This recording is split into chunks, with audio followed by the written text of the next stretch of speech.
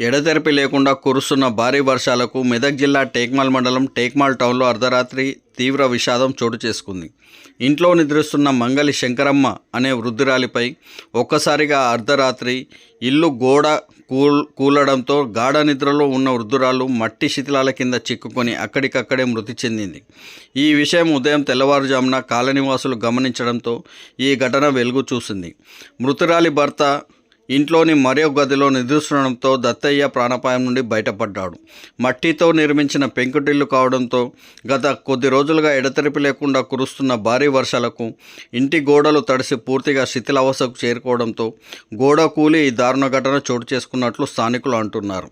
ఈ ఘటనపై సమాచారం అందుకున్న టేక్మాల్ పోలీసులు ఘటనా స్థలికి చేరుకొని వివరాలు సేకరించారు.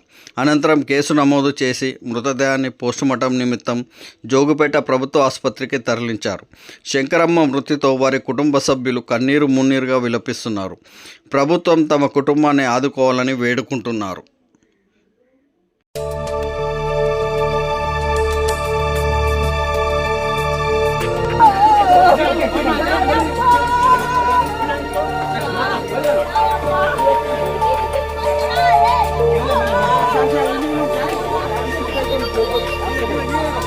Yeah.